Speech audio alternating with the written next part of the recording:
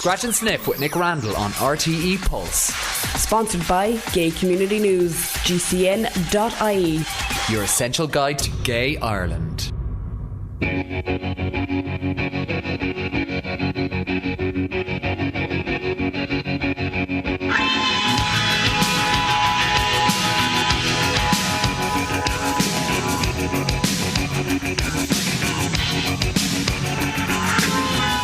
The British campaigner Peter Tatchell was among the gay rights group. First of all, he had water thrown at him. Then he was punched in the face.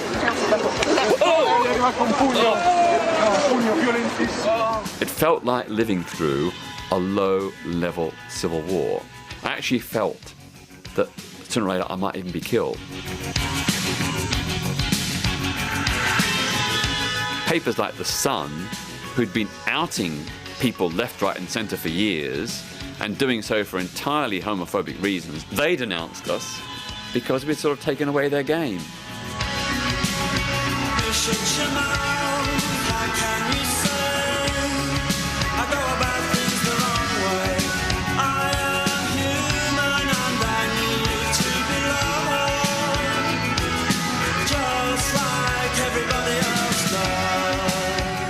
I pay great respect and gratitude to the people who stuck by me through those long, dark periods. Today is Peter Tatchell's 60th birthday, and to celebrate, Scratch and Sniff have been privileged enough to be invited to Peter's home in Southwark to talk about his dedicated and sometimes controversial international human rights campaigning, whether it be tackling anti-Semitism, homophobia or attacks on the Muslim community. In all his years of campaigning, how far does Peter feel we've moved forward? You're listening to a Scratch and Sniff special on RTÉ Pulse. This is the Peter Tatchell story.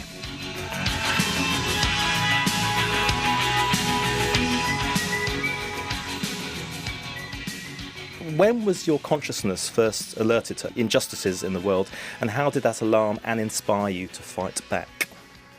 There were two things in my childhood.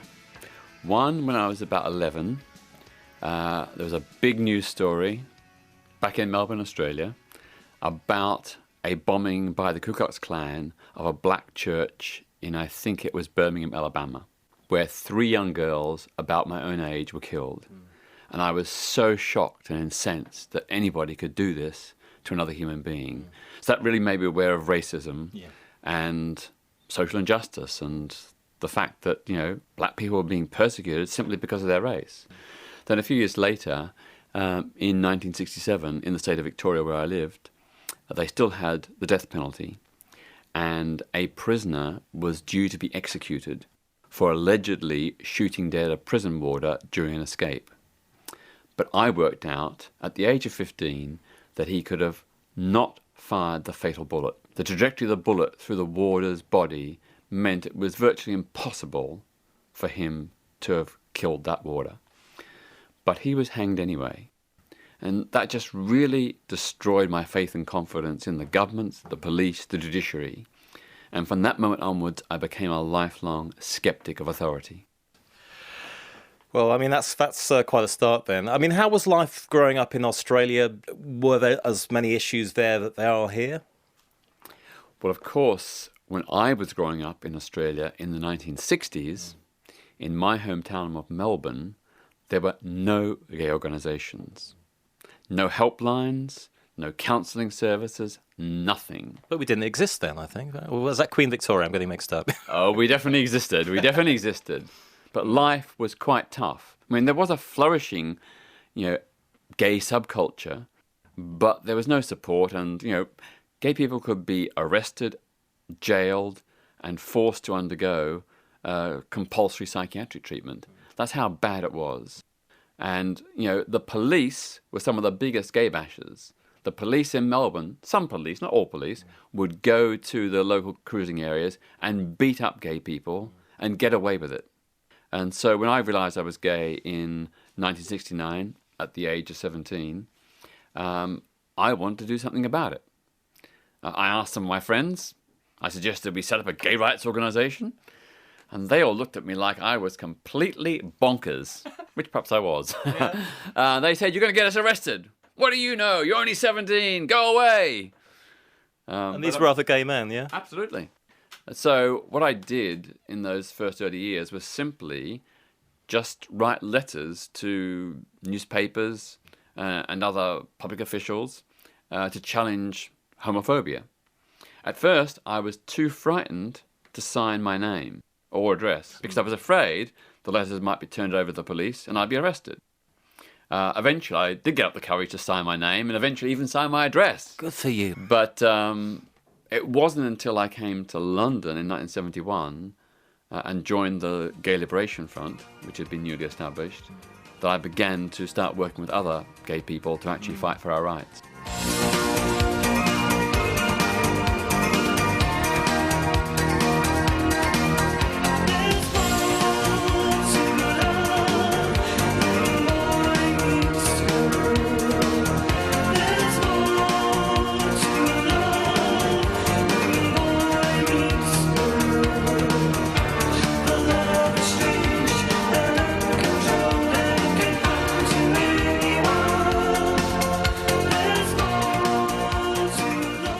So let's talk about the early 70s then. You came to London, you started getting involved. What was the first time you had a bit of a brush with the law about it? Well, of course, the Gay Liberation Front was a very radical organisation. I don't think the word equality ever passed our lips. We were champions of liberation, of gay liberation, black liberation, Irish liberation, women's liberation, colonial liberation. You know, we were part of a bigger, broader movement to change society. We weren't interested in fitting in or assimilating or getting crumbs from the table. We wanted to change the whole of society to end what we now call homophobia, misogyny, racism, and so on. It was a very, very exciting time. But of course, because of our radicalism, we were under police surveillance. We were often, our protests were very heavily and aggressively policed. Lots of people were arrested in those early days when we did sit-ins in pubs. I remember in late 1971, a group of us from the Gay Liberation Front went to a pub, the Chepstow, in Notting Hill Gate, which refused to serve puffs and dykes, and we demanded to be served. And when they refused, we sat down and occupied the pub. The owners, the landlord, called the police, and dozens of police arrived, including the heavy squad from the really heavy squad, and we were dragged out. Some of us were strip searched. I remember a sergeant took me out into the alleyway and made me drop my trousers. I was only 19. Did a very intimate body search all over, and then finally reached inside my underpants and squeezed my testicles as hard as he could, leaving me in excruciating pain. Rather sick. But anyway, I wasn't actually arrested. I wasn't. Well, I was sort of detained, but not arrested. But as a result of that protest and the follow-up ones we did, that pub and all the other pubs in the area who'd refused to serve LGBT people dropped their ban and they agreed to serve us. So it shows that direct action does work, and it did actually help break down the discrimination that LGBT people were facing. Because you have proved that on so many occasions, that direct action, which some people, and a lot of gay people that I've spoken to over the years, or some rather, have said, oh, well, he's causing this and rumpus and all the rest of it. But you presumably stand by all the actions that you've done. Have there been any regrets at all? The only regrets I have is that I didn't do more and that I wasn't more feisty. I think in terms of challenging the homophobia that the LGBT community faced, our methods were actually very moderate and reasonable. By comparison to the suffragettes, who did engage in violence and actually burned down churches in protest at the Church of England's opposition to women's votes, we never did any of those things. We were moderate by comparison. We were just simply asking for respect, dignity, and human rights. We never engaged in actions of violence or criminal damage. It was peaceful in the tradition of Gandhi and Martin Luther King, non-violent direct action. I think that we should have done more. The British police are the best in the world. I don't believe one of these stories I've heard about them raiding our pubs for no reason at all, lining the customers up by the wall, picking out people, knocking them down, resisting arrest as they're kicked on the ground, searching their houses, calling them queer. I don't believe that sort of thing happens here. Sing if you're glad to be gay, sing if you're happy that way. Hey, sing if you're glad to be gay, sing if you're happy that way. I think if you look at every great movement for social freedom and justice, there comes a point when they always had to resort to direct action because their issues and concerns were ignored and blocked. Just think of the Chartists or the suffragettes or the Black Civil Rights Movement in the United States. You know, they tried to work through the system, they were rebuffed, and that's why they took to the streets and protested. And those protests, those visible, high-profile protests, did put their issues in the news, did generate public debate, and did force the authorities to address their concerns. Sing if you're glad to be gay, sing if you're happy that way. Hey, sing if you're glad to be gay, sing if you're happy that way.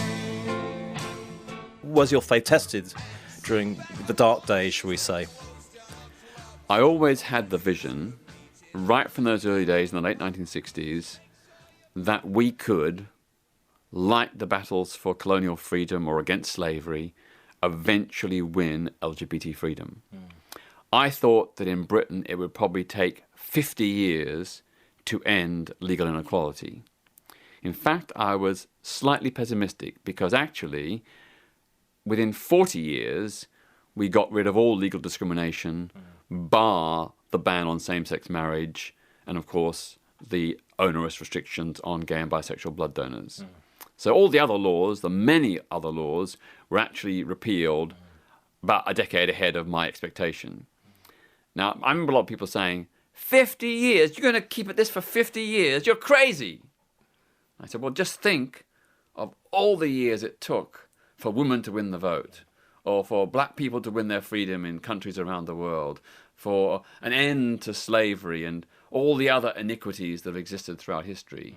It does take courage, determination, patience, and perseverance. Absolutely. What is it that you're after in the gay movement? Well, is it your feeling that the gay people should be recognized as far as the fact that they are gay and that they're human beings and have a right to? Yes, definitely. Do you feel that all the gay people, as a majority rather than just a minority, are normal people of everyday caliber? Just because they like one thing doesn't mean they're different from other people. I mean, everybody's different in one way, but just because they're gay doesn't mean that they aren't everyday people. Okay, thank you. Did you sometimes get frustrated with your friends, colleagues? Did some of them drop at the wayside, and did that affect you personally?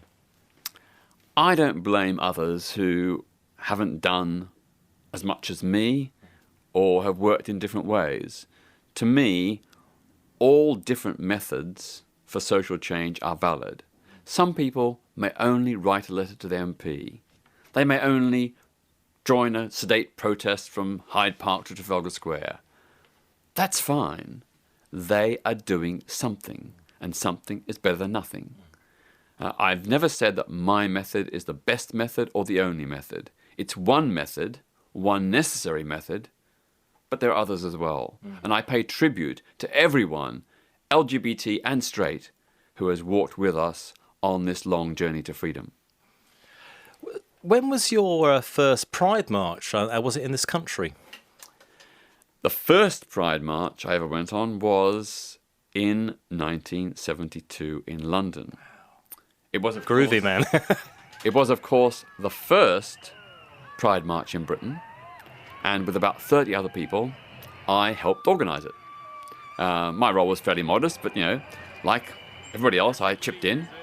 And I can remember people being really, really uncertain about how many people would actually turn out for a gay pride march in 1972. In the end, about 700 to 1,000 people turned out. Which is fantastic for the first one. I mean, that is... I mean, presumably you were happy with that. Oh, yeah, I was over... Some people were disappointed. I was overjoyed. I thought, 700, that's fantastic for a first time. And this is an atmosphere in a period when homophobia was rife and when the police were really, really aggressive, not all the time, but many times, against gay protests and demonstrations. So it took quite a lot of guts for people to turn out. But I've got to tell you that the responses from the public were very interesting. About a third of the people watching the parade on the streets were hostile.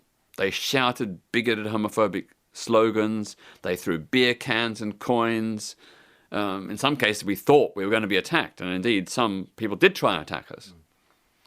But about another third were just plain curious. They were sort of gulping in amazement and wonderment that all these gay people would dare show their faces, but they weren't hostile. And the other third were actually quite supportive. Which is fantastic. I mean, they got a third already, and that's only 72. Absolutely, absolutely.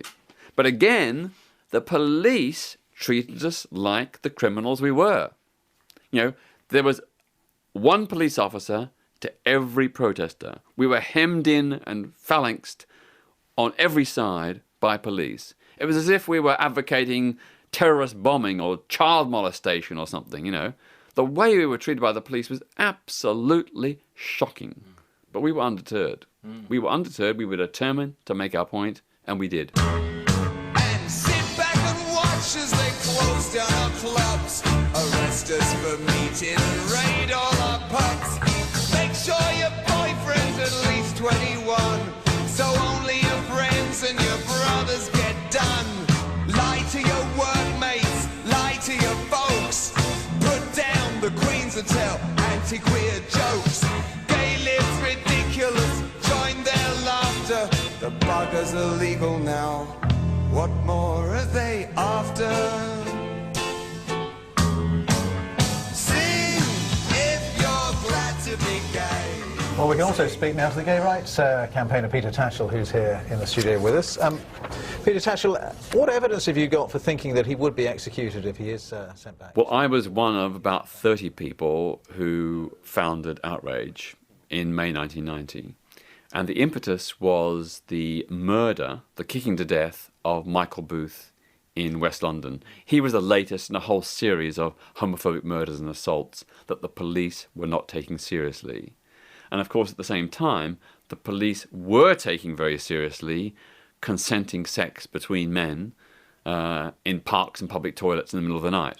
They were organising raids left, right and centre to arrest people who no member of the public had complained about and who the police would have never known about had they not been there with undercover officers seeking to find them and trap them.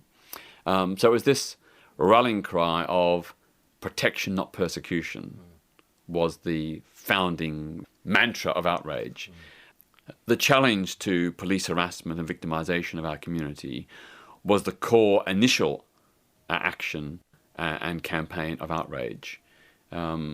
Within 3 years, we succeeded in changing policing policy. How we did it was not by tea at New Scotland Yard, although that's how it began. We demanded to meet with senior Metropolitan Police officers to discuss the homophobic policing of our community. They eventually reluctantly agreed, but very soon we discovered it was just a talking shop. After months, it was just chat, beer and sandwiches, and then they'd go off and order another raid. So we decided we're not going to be part of the PR exercise of the Metropolitan Police, we're walking out. And we began a very high-profile series of direct action protests, invading and occupying the police stations that were organising entrapment operations, interrupting the press conferences of the then Metropolitan Police Commissioner, Sir Paul Condon, challenging and photographing the undercover officers and putting their pictures on trees and in public toilets. I can tell you, within about 3 months of that campaign, the police were pleading with us to come back to the negotiating table. Oh, that is so empowering. It was loving it. And when we went back, we didn't go back just in protest mode. We presented them with concrete, practical ways they could shift from a policy of persecution to protection. So a reform program modelled on the good practice of police forces in the Netherlands, Denmark, and so on. And of course, the police didn't have an answer. They thought when we came back we'd just be rah, rah, rah. But when we presented them with concrete, specific, achievable goals, they were really stumped. Really stumped. And it was interesting. One of our demands was for the appointment of a lesbian and gay community liaison officer. To fox us, they appointed a religious fundamentalist, John Brown, Inspector John Brown, I think quite deliberately to try and prevent progress. But I can tell you, our attitude to John Brown was to appeal to his conscience. We sat down and we talked with him. We treated him with respect. And very soon he completely changed. And he became our strongest ally. That's wonderful. And so it does show, it's a great story of redemption, you know. Yes. And I pay full tribute to John Brown all these years later for his role in helping transform the Metropolitan Police and through that transform other police forces around the country.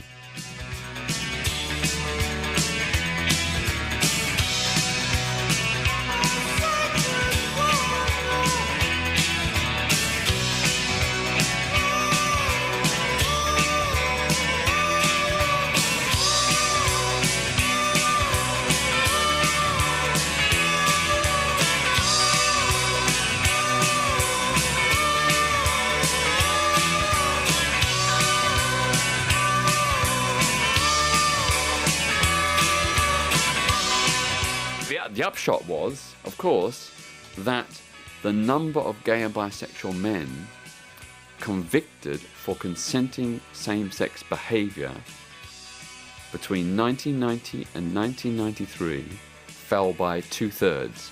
The biggest, fastest fall ever recorded. We literally saved thousands of gay and bisexual men from arrest, criminal convictions, and all the knock-on effects for their careers, their marriages, and so on. So it really does show that direct action can get results where inside lobbying had actually failed. You're listening to a Scratch and Sniff special on RTÉ Pulse with my special guest, Peter Tatchell. I've been working with the Jamaican gay and lesbian human rights groups and with their straight friends and allies. And it's true that the situation there is very, very dire. There's a very big problem about homophobic violence. I was going to ask about gay rights around the world because obviously we've achieved so much now, and in no small way due to people like yourself. What's next on the agenda? What are you working on? I mean, I know you do human rights generally, but in terms of the gay voice around the world in countries where that voice is stifled, are you involved in work there as well? We're making progress, but it's often painfully slow. Still, there is no international human rights convention anywhere that specifically and explicitly guarantees equal rights and non-discrimination to LGBT people. Not even the European Convention. You know, the way we've won cases in the European Court of Human Rights has been by appealing to the clause about non-discrimination on the grounds of other status. We are other status. Obviously, that's a victory. But, you know, there is no international convention still that explicitly recognises that sexual orientation and gender identity discrimination is wrong and illegal. There are still more than 70 countries that still criminalise same-sex relations in all circumstances. In some of these countries, the penalties are just a few years imprisonment, but in places like Malaysia, it's 20 years jail plus flogging. And then there are several countries, all Commonwealth countries, that have life imprisonment for homosexuality.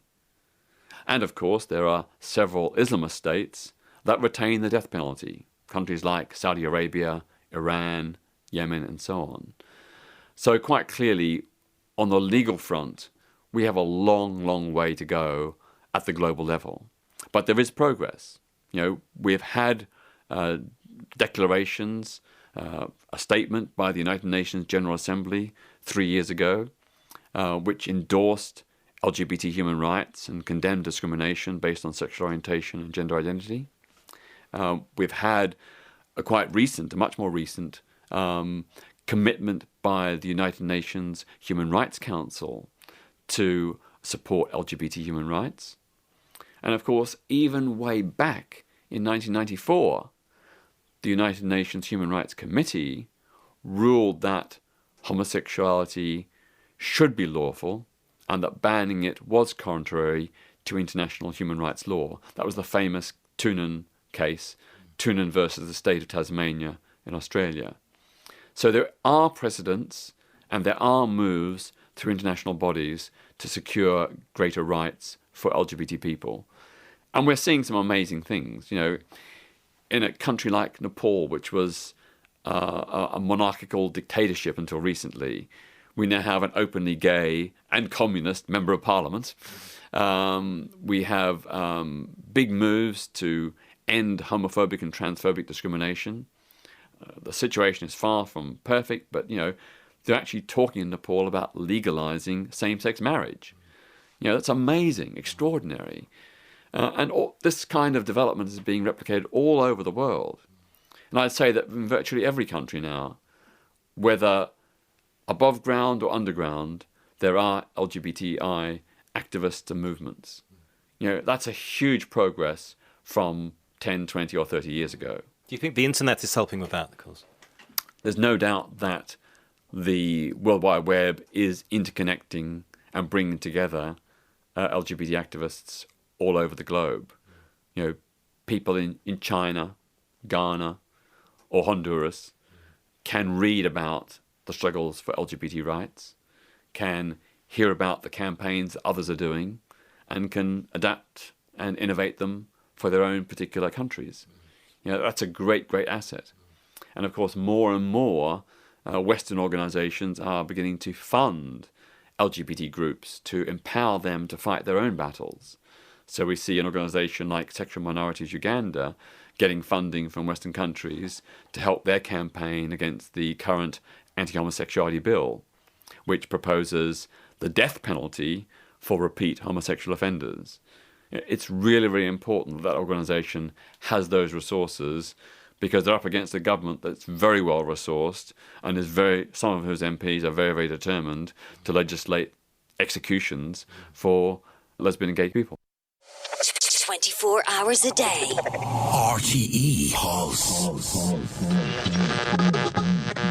We're very concerned that these human rights defenders have been arrested following their very high-profile public defense of two men who've been arrested and charged for undergoing a same-sex engagement ceremony, which is perfectly lawful, which is not a criminal offense. But for defending these two men who are now currently in prison in Malawi, the human rights defenders themselves are being harassed, and they too have been arrested. So we'll talk a little bit about your travels now, because obviously this has involved, presumably, a lot of movement around the places, being in certain places at certain times, the Vatican. What were some of your highlights and lowlights? And let's talk about Robert Mugabe. Well, of course, the two attempted citizens' arrests, one was in London in 1999, when we ambushed his motorcade, and the other one was in Brussels in 2001, when I tried to arrest him in the lobby of the Hilton Hotel, and ended up being beaten and knocked unconscious by his henchmen. Not a very pleasant experience, but it was very effective in helping expose his regime. Up until that time, there was very little awareness about the brutality of Mugabe's Zimbabwe. But I think a lot of people concluded, well, if he's prepared to have his bodyguards beat up a peaceful protester in the centre of a European capital city, in broad daylight, in front of TV cameras, just imagine what he's doing to his own people when no one's watching.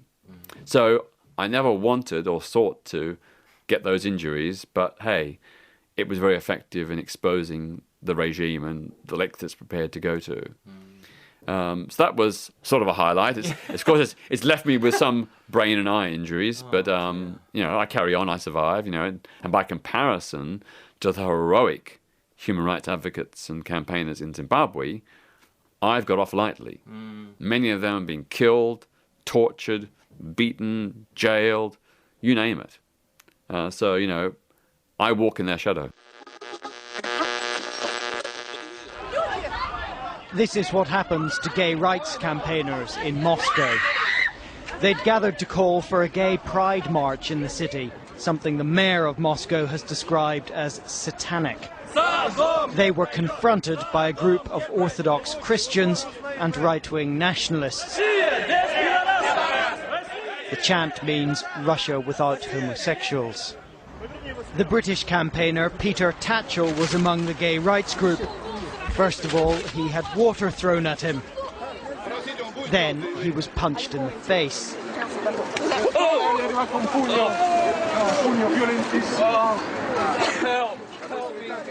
Yet he was the one then led away by the police. You had a close call in Russia. Are you comfortable talking about that? I've been to Russia to support the Moscow Gay Pride Parade since 2006.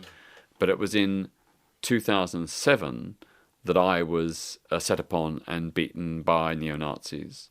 I wasn't actually knocked unconscious, but I was pretty badly stunned and I was reeling and got a huge big black eye, and that compounded the eye injuries from the Mugabe incident in 2001. So this right eye, which had perfect vision, is now, I can just about make out who you are, but it's fortunately the left eye more or less compensates, but it's not good. Not good. You must keep your tin hat on, mate, next time you go. Seriously, because we worry about you. You're the people's champion here. Well, you know, we've got to keep our eyes fixed on the Russian activists, that huge, tremendous courage they show. I went there for a week or a few days. They're there 365 days a year. That takes real courage. And, you know, they are risking not just beating and false arrest and fabricated charges, but actually being killed. Human rights advocates in Russia, if they get too uppity, end up with a bullet in the back of their head or an iron bar, which kills them. I went there to support the Russian activists, to stand in solidarity with their struggle, which is so brave, so inspiring. After the fracas, riot police stepped in to arrest some of the activists, but they stuck to their guns. I'm just doing what I feel I have to do, this woman says. Where is the police? He lives here. Why you don't protect her? I'm a member of parliament. Since he's been in Britain, the Pope has made another of his half-baked apologies. He always apologises for the failings of others in the church, but never for his own failings. One of your more extreme forms of action, which, from the way you're telling us and everything, you try the soft approach first, but it was a case of outing certain people or putting certain names out there who were perhaps being homophobic. In retrospect, how do you look at that time? Well, this was a period in the early 1990s when senior people in government and parliament, the church, the media, were rabidly homophobic. You know, they were saying that gay people did not deserve human rights, that we must suffer the indignity of discrimination. We are not fit to have equal rights, they said. And they supported, you know, the arrest and conviction and jailing of gay and bisexual men for behaviour that wasn't even an offence between heterosexual men and women. You know, they were adamant that there should never be any legal recognition of same-sex relationships, that lesbian and gay couples were utterly unfit to care for children, and that lesbian mothers should have their children taken away from them by the courts. This was the atmosphere we were operating in. And I've got to tell you that we did try to negotiate. We did appeal to their conscience. We did meet these public figures and leaders of government and got nowhere. And when we realised that quite a lot of them were themselves gay, lesbian or bisexual, we became absolutely outraged that they were, despite their own sexuality, persecuting other gay people. So we gave them fair notice. We said, if you continue to support discriminatory laws and attack in public the gay community, we will out you. Now their response was, let them try. They were so arrogant and superior, they thought we wouldn't dare.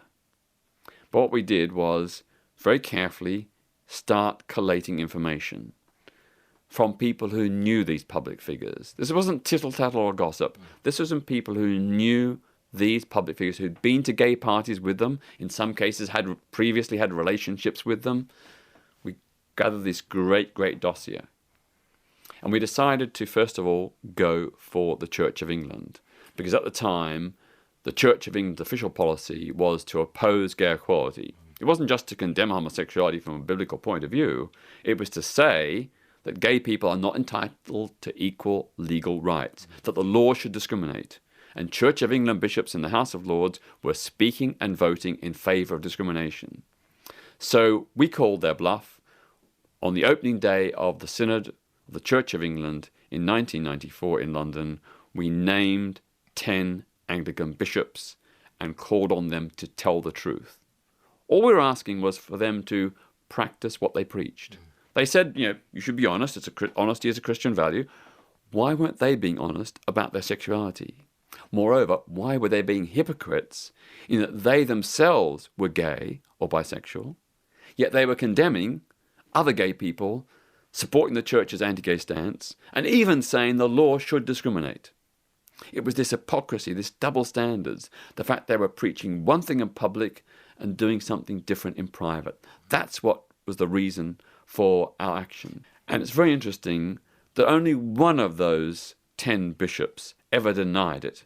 And he was the one on which we had the most evidence and whose own personal moral behaviour was the most reprehensible from any standpoint, religious or otherwise.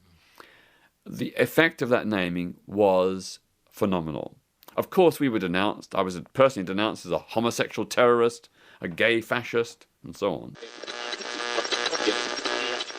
I'm one of only about 4 living people in Britain who has been convicted under a religious-inspired law, the Ecclesiastical Courts Jurisdiction Act of 1860, formerly part of the Brawling Act of 1552.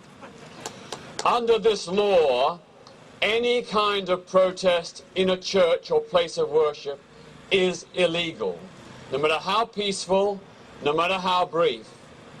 And on Easter Sunday in 1998, myself and 6 other members of the LGBT human rights group Outrage went into Canterbury Cathedral and walked into the pulpit as the Archbishop of Canterbury delivered his Easter sermon. We did that in order to protest against the church's homophobia and its particular support for laws that discriminated at the time against gay people. The unequal age of consent, employment discrimination, the lack of legal recognition for same-sex partnerships. All these laws, these discriminations, were endorsed by the Archbishop of Canterbury and by the Anglican Church. And for making that protest, we were arrested. In the end, I was the only person charged, but I was convicted under the 1860 Ecclesiastical Courts Jurisdiction Act, and I can tell you, I am mighty proud of that conviction.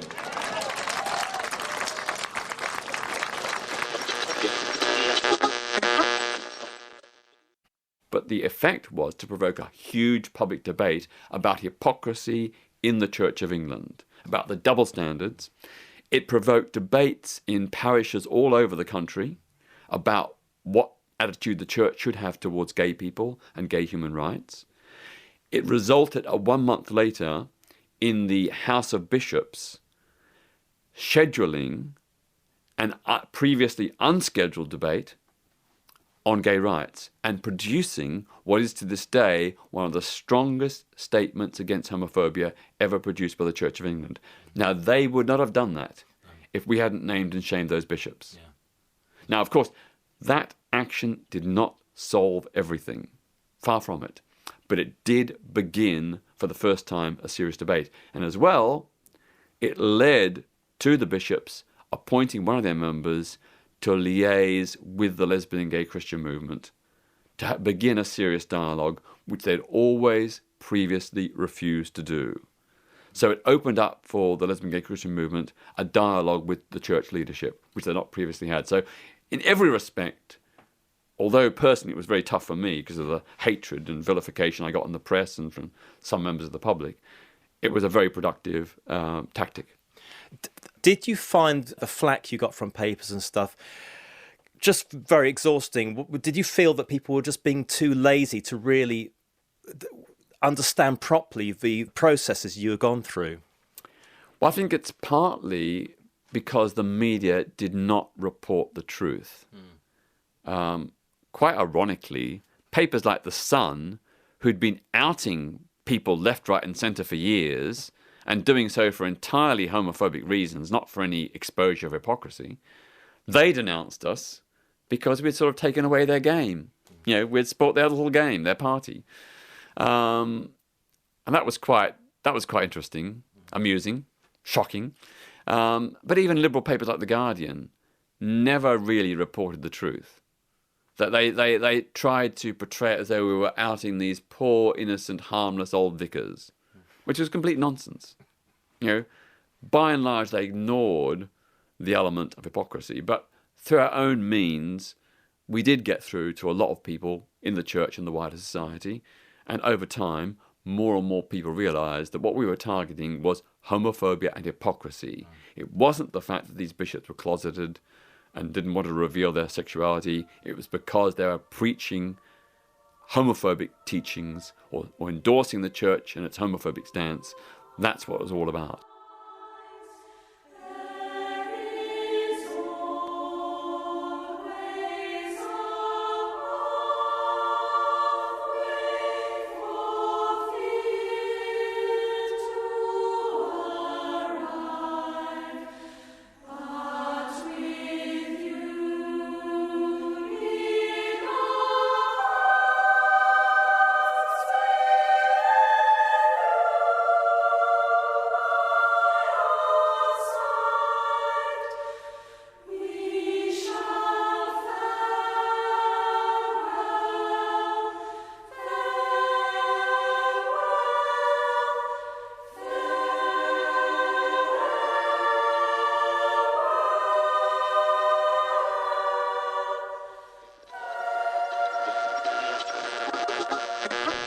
Hi, Nick, isn't it about time you apologise to the British people for your party's long history of anti-Semitism, homophobia and attacks on the Muslim community?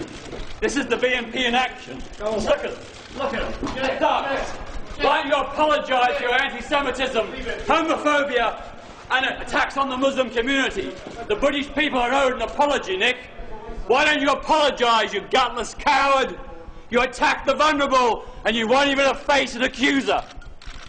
That's what Nick Griffin and the BNP stand for. It's a party of hatred and a party that will not tolerate anybody who questions that hatred. You saw Nick Griffin. I asked him a question. He ran away. He's a gutless coward. Peter taking on the BNP leader Nick Griffin and winning in the first round. Well, despite all his incredible campaigning, we mustn't lose sight of the fact that it's Peter's birthday today. 21 again and looking good. The best SNS could offer in the way of a present was a track or two of his choice, summing up his life ethos or simply because it makes his feet tap. Over to Peter. One of my favourite tracks of 2011 has been Tiny Temper's Invincible. Great music, great lyrics. In fact, great love poetry. There's a section there which is just like incredibly wonderful, the kind of thing you'd want to say to a person you really truly love. And it's also a great anthem about overcoming adversity. So it sort of sums up and encapsulates a bit of me.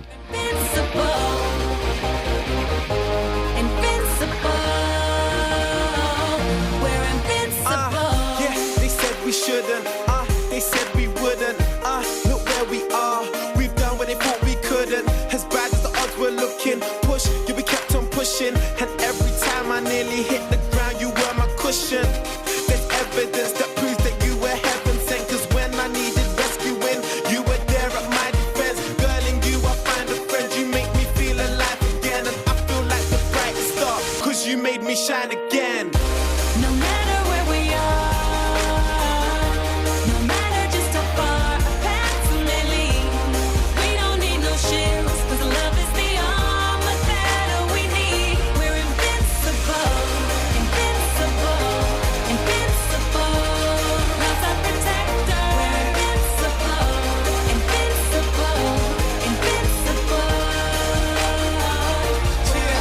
Pulse.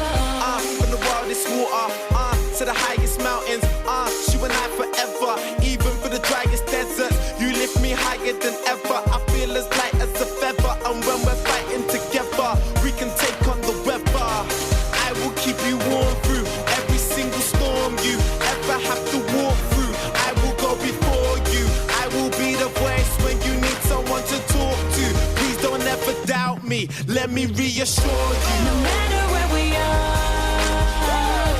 no matter just how far our paths may lead, we don't need no shields, 'cause love is the armor that we need. We're invincible, invincible, invincible. Love's our protector. We're invincible, invincible, invincible. We're invincible. Swim me against the world. They can't stop us now. We've come too far.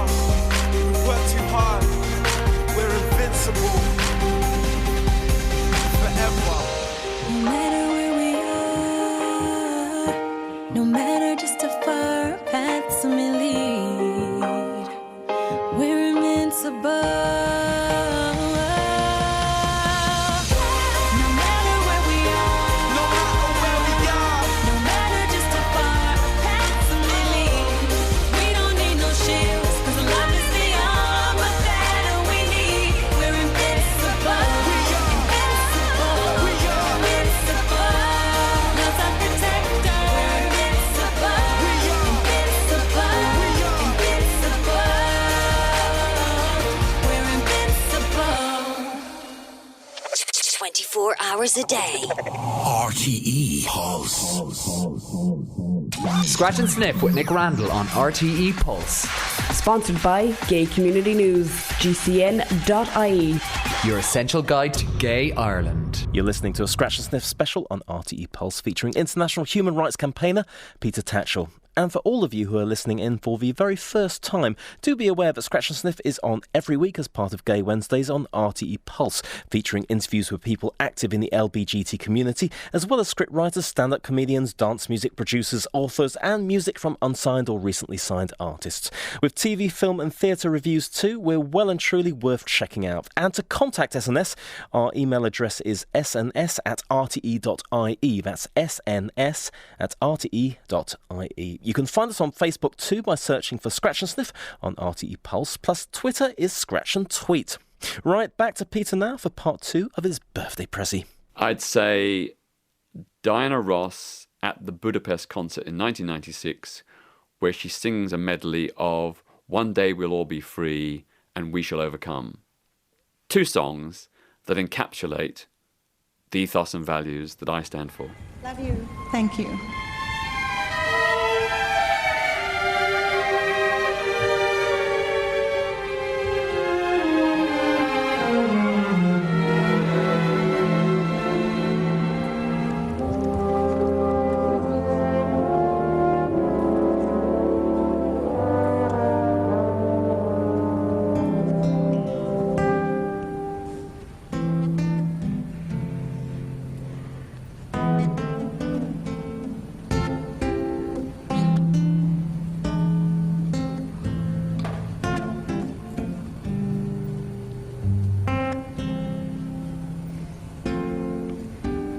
Deep in my heart, I do believe someday we'll all be free. Someday we'll all be free. I may not know how long 'twill be. Someday we'll all be free. Someday we'll all be free. Someday we'll all be free. Hold on, my brother, give me your hand. Someday we'll all be free. Someday we'll all be free. Learning to love, we'll find our way. Someday we'll all be free. Someday we'll all be free.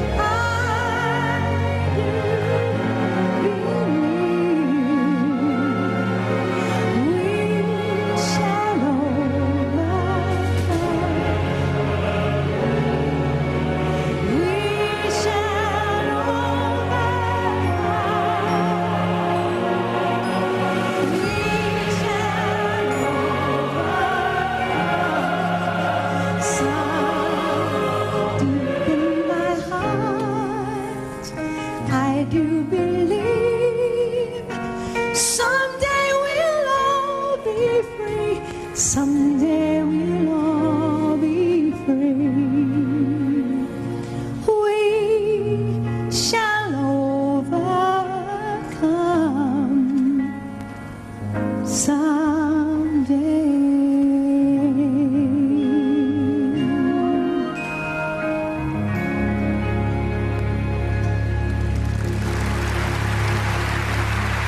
Thank you very much.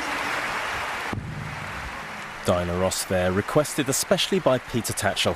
Well, on the 29th of September 2010, Peter was honoured with a special plaque directly outside his home in Southwark for his work on international human rights. Simon Hughes, Ian McKellen and many more were there to cheer him on.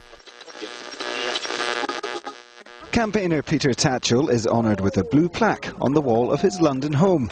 The people of Southwark voted for him to receive the council honour in recognition of the decades he has campaigned for gay and human rights. I'm very gratified, but a little bit embarrassed, because normally you don't get blue plaque until you're dead. As you can see, I'm very much alive. The people of Southwark voted to give me this blue plaque in recognition of my 40-plus years of campaigning for human rights, gay freedom and global justice. I'm, of course, just one of many millions of people who are campaigning for a better world, and together it's our collective efforts that are making the world a better place. The plaque was unveiled by actor Sir Ian McKellen. He doesn't want a revolution in the world, he just wants to simply bring the world back to values that we all understand. Values of freedom, freedom from torture, freedom from discrimination, freedom from imprisonment, for your views. Everyone can agree with that, and it's Peter who's just canny enough and clever enough and dedicated enough to bring it to the attention of people who can do something about it. And he's been a crucial part in the advancement of gay people in this country, and as one of them I'm very grateful to him. Tatchell has campaigned for human rights across the globe. He co-founded Outrage in 1990 and has twice attempted a citizen's arrest of Zimbabwe's President Mugabe. When you made your decision to leave Australia and come here, we hope, looking back, you feel you made the right decision. We are very grateful you made the decision to settle in Southwark. You have helped us have a reputation as one of the most enlightened, diverse and gay-friendly parts of Britain, and we hope that we will continue to honour your work. Today we bless and celebrate you first and foremost. Your work of justice that transcends all religions and none. Transcends class, colour, race, gender and sexual orientation. For you, Peter Tatchell, more than anyone we know, epitomise the God we believe in. Your humanity.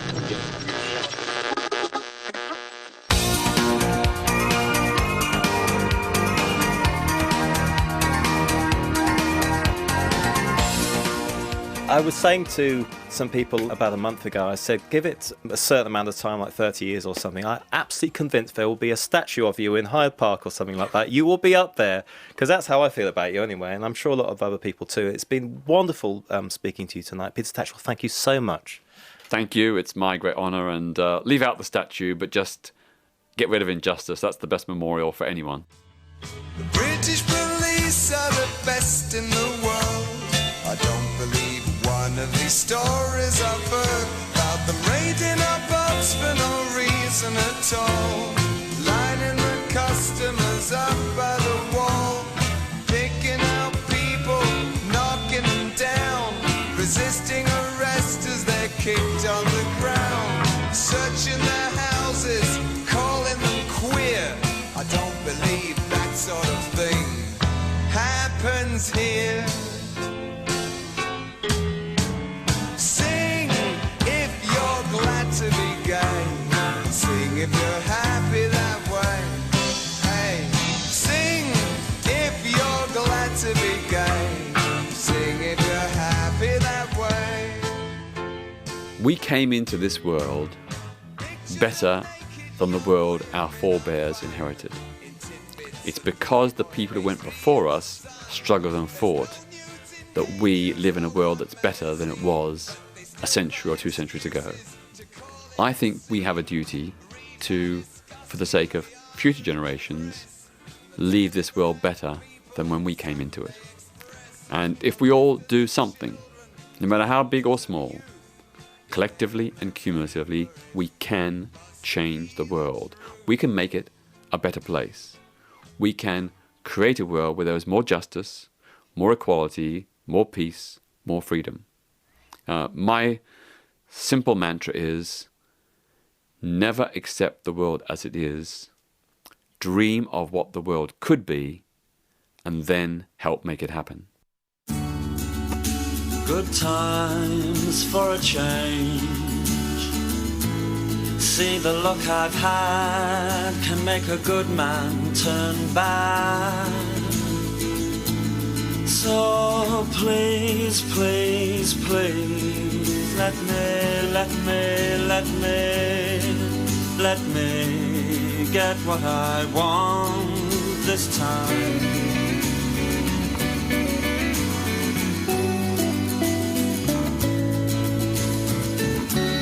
Haven't had a dream in a long time. See, the life I've had can make a good man bad. So for once in my life, let me get what I want. Lord knows it would be the first time. Lord knows it would be the first time.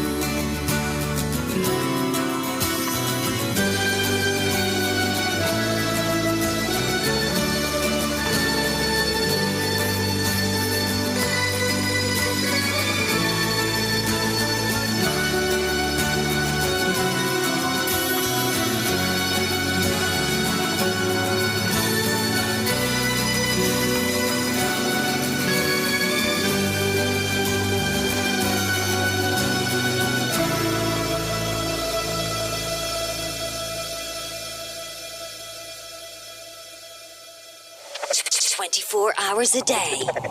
RTÉ Pulse.